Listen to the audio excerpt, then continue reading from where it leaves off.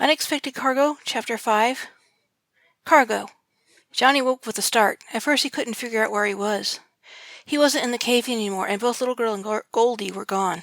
He found the rich blue-green canvas that flapped gently in the breeze disorienting. The sudden change from the dark stone walls to a tent with the afternoon sun filtering through it, momentarily too much for his waking mind to grasp. He shifted and discovered a few more things his reviving senses had to tell him. He was now on a comfortable cot with a light covering of soft blankets, a nice pillow, and he was stark naked. Even his hair was undone. He stretched and inhaled deeply and caught the smell of food nearby. He sat up and scratched his jaw and discovered his face had been shaved while he slept. He felt as if he had been bathed and his hair washed and brushed. He smelled of lavender soap laced with some masculine scent he couldn't name. He felt good and rested as he took stock of his surroundings and smiled as he realized where he was. He was in the richly appointed tent Ling kept for him, so he would have a place to sleep besides his sandship if he cared to, or in this case, if his sandship had been captured by the palace guards. Small wooden tables and a few chairs were placed around in the outermost edges of the tent, each lovingly carved and decorated by the finest craftsmen. Two of the chairs were covered in plush red velvet upholstery, set to either side of a coffee table with an oil lamp, a covered food tray, a silver pitcher and a silver goblet set on it. The best hand-woven rugs lined the floor of the tent as in a tasteful riot of colors and patterns. At the foot of his cot was a small chest. Johnny stood up slowly to examine its contents. As he first suspected, it held richly colored robes, loose pants, and other articles of clothing, all in the finest fabrics. He spotted a new pair of boots waiting for him to the side of the chest.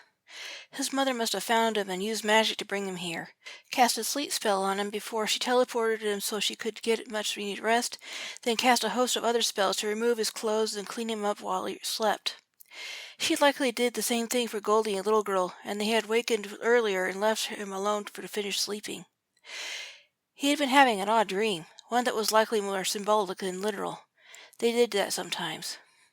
In the dream, he stood in the dark. All he could see was Elena, and she asked him worriedly, "Is my cargo safe?" Johnny smiled reassuringly and placed his right hand on his abdomen and said, "Yes, he's safe." Then the dream ended and he woke up in the tent. He was quite confused by it. The vision had made no sense at all. He felt good, but he had an indefinable feeling something was different about himself. He spotted the chamber pot on the other side of his bed. It was different than the one he was used to. He shrugged and removed the lid and peed. As soon as he finished, he replaced the lid, knowing it would flush itself out and be sterile again in about a minute. He watched in puzzlement as it changed from plain white ceramic to swirled stripes of dark blue with lighter blue stripes. Johnny snorted as he finally recognized the chamber pot. It was the one Ling used for pregnancy tests.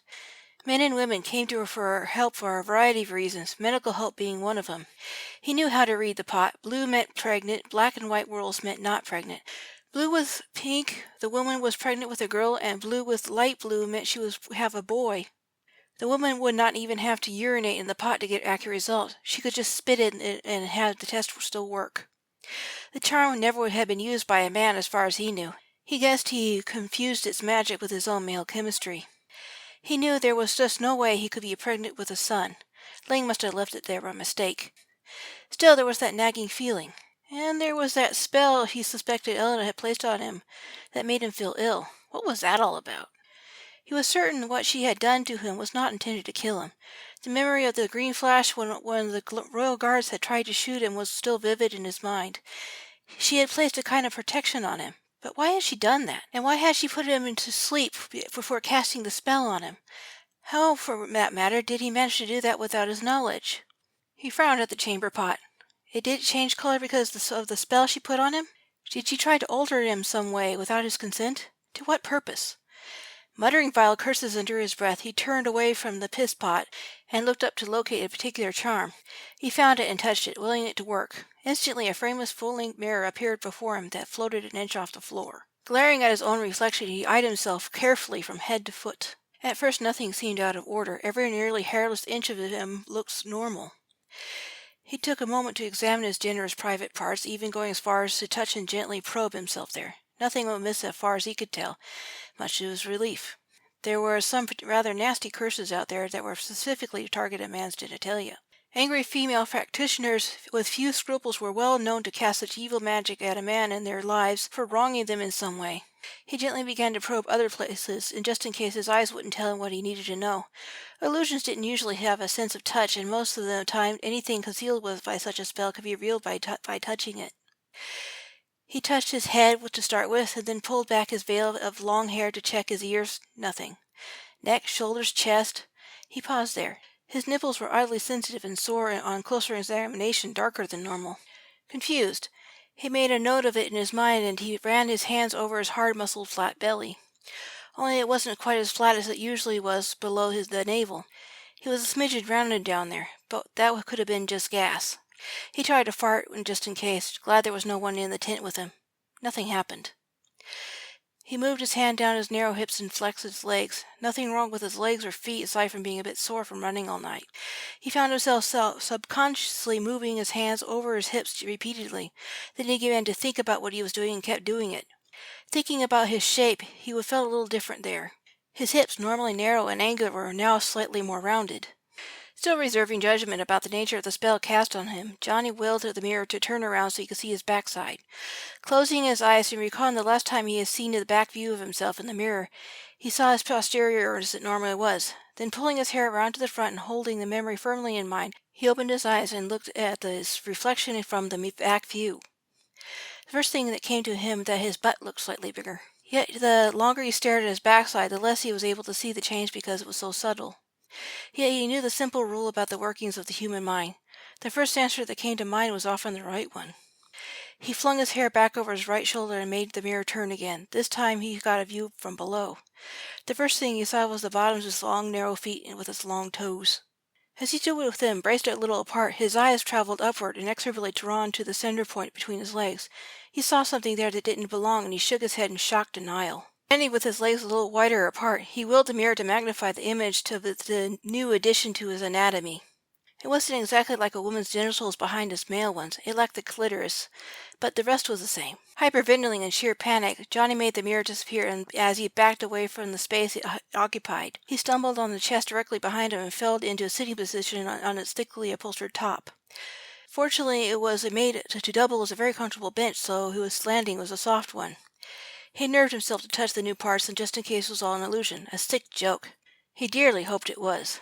It wasn't an illusion. His fingers confirmed it, and he even went so far as to insert the tip of his forefinger into the opening. The sensation felt strange and a little painful, though he withdrew his finger and sniffed it. The residue even smelled mostly female. He found it hard to think through the mental shock or the pounding in his ears. Johnny closed his eyes and gripped both sides of the chest, half-consciously wiping out his forefinger on the blue velvet cushion he sat on. He felt afraid and outraged by the violation Elena had performed on him. Part of his mind was coming to an unwanted conclusion about what she had done to him, and he really didn't want to see it. The only thing he really couldn't understand was why. As he sat there trembling, his eyes opened and strayed to the chamber pot on the floor. The colors were fading, yet clearly visible. He shut them again, momentarily like a child hiding under the blankets from the monster in the dark. He was familiar with the shell-shocked emotions he was experiencing. It was not as bad, the same as he had when he lost his family twice over, but the experience that gave him the ability to keep going forward and when everything that could go wrong had gone wrong. It was difficult, but he knew he could do it. He would gradually be able to breathe again, then he could think clearly. Routine was important. It was about putting one foot in front of the other. He stood and tried to steady his hands as he went to the small nightstand and went open to the drawer. There he found his brush and carved bone hairpins. He brushed and braided his hair. After a bit of fishing around, he found a ribbon to tie the end of his braid. Then he coiled it and pinned it in place, and it went into his usual practical bun at the base of his skull. He went back to the chest of clothes and began sorting through its contents. He put on a pair of black socks, found some underwear, and put those on, and turned his attention to his outer garments. After some consideration, he selected some loose white that would go well with the light gray leather boots Ling had given him and the white tunic. Over these he donned an indigo blue silk robe tied at the waist with a red satin sash.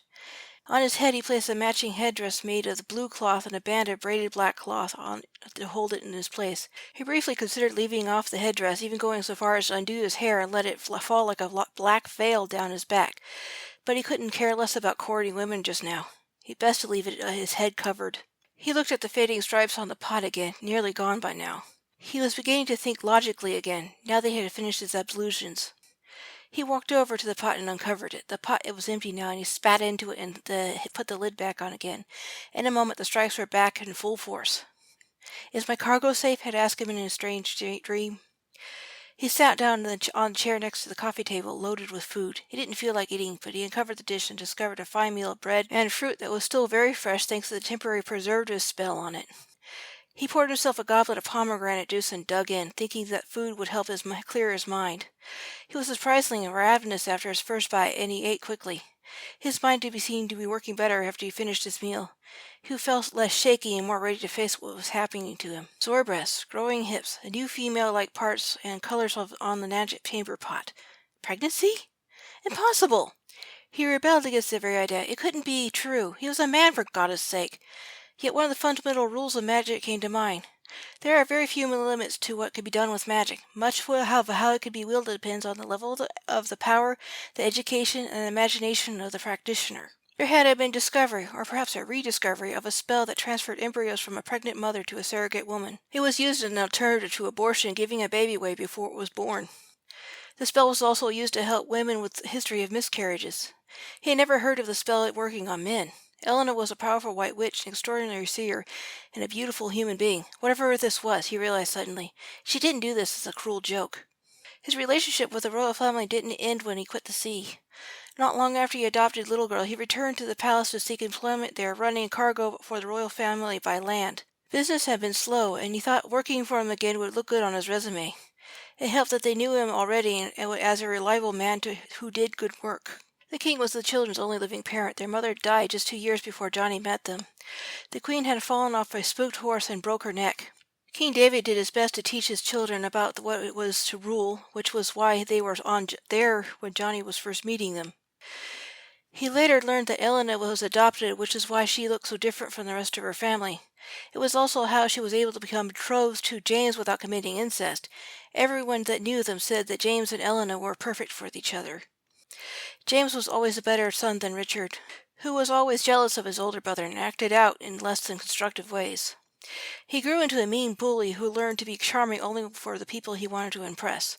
His father never fell for the charming act and felt that Richard was ill-qualified for a leadership position. So he had good reason to name James as his heir to the throne, since he was more practical, kind, level-headed than his younger brother. Elena, as the future queen, her magical talents at James's disposal. As an added bonus, the future looked good for their country. Elena had once told Johnny how her seer's powers worked as best she could. The simplest explanation she could come up with was that seeing through time is like walking on a road in her mind. This road had many branches for her to travel, and each branch had its own network of branches. There were possibilities within possibilities because the future was never set. As the future became the present, then into the past, the branches intertwined together like a rope, creating a single path. To Elena, the past was much easier to travel in her mind than the future because the past was done and gone with no possibility for change, only leaving one path to follow. All she needed to do was call the magic and know the right question to navigate the path she needed to follow. Elena, he thought to himself as he finished off the last bite of his supper.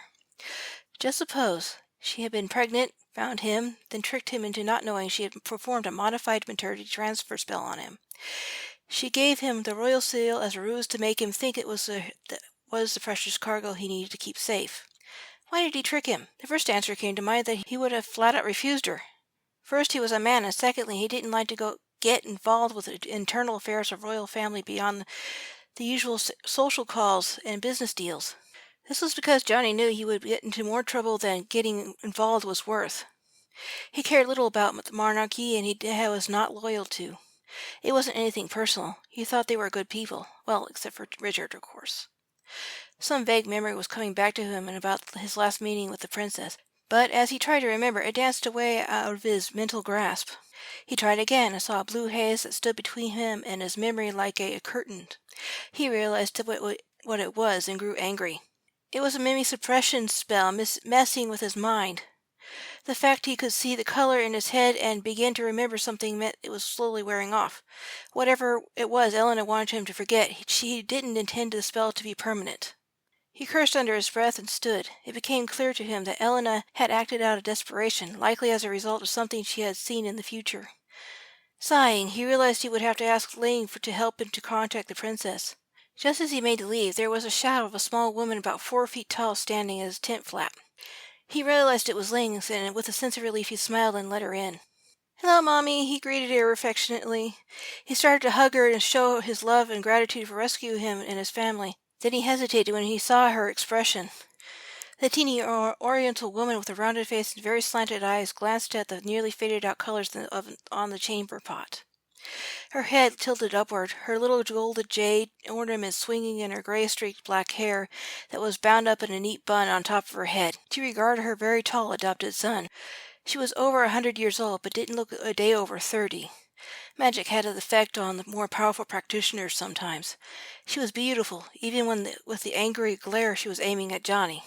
"Hello, Mommy!" she snapped as she raised her long, thick wooden spoon and smacked it hard on his arm with it.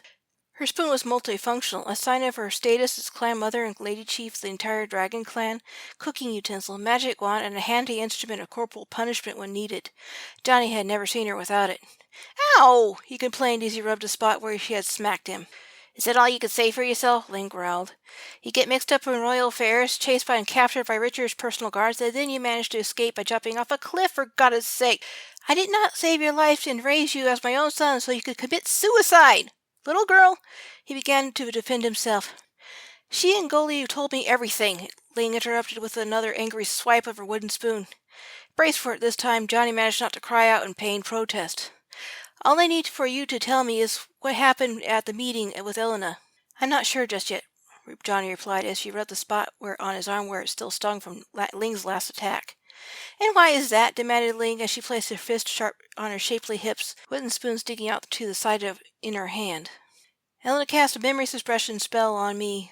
It's wearing off, but I still can't remember what happened," he answered as he valiantly held his own temper. He knew she was in a roaring snit because she cared so much about little girl Goldie and himself. "Goldie said you smelled so odd this morning, almost female," Ling sighed, relenting a bit. Now that she knew it wasn't his fault, he couldn't answer her. "If Elena was messing with your mind, she was likely trying to hide what she did to you." "You left that particular piss pot in here on purpose?" Johnny asked. It was more than a statement than a question. Now that he thought about it, there was no logical reason for Ling to accidentally leave that particular chamber pot in his tent. "You knew she did this to me." "I suspected," she sighed. "Not long after the maternity transfer spell was discovered, a pair of male lovers came to me asking for help. They wanted to have a baby of their own, and there was a woman they knew that would be willing to give up her unborn baby if I could figure out how to modify the spell. Naturally, I shouted them out of the tent for being a pair of fools. I do not waste my magic on such thing as defying nature. Other practitioners don't have such qualms about doing that, however. I did not believe that Princess Elena was such a person. From what she told me, she was a nice and honorable woman. But those two fools did give me an idea to put that pot in here just to test my suspicions." "I think she did it out of desperation," Johnny said. He was angry with Elena, but in spite of what she had done to him, he bore her no ill will. He truly believed it was an act of last resort for the sake of her child. "The best way to really learn why she did it was to contact her and ask her directly since your memories are befuddled," Ling said as she let her hands drop to her sides and turned to the center of the tent. Then she reached up to tap the mirror charm with her spoon to activate it again, which is the only way she could reach it. "Can't you just undo the spells?" Johnny begged his mother desperately. He had no intention of letting this pregnancy go to term if he had a choice.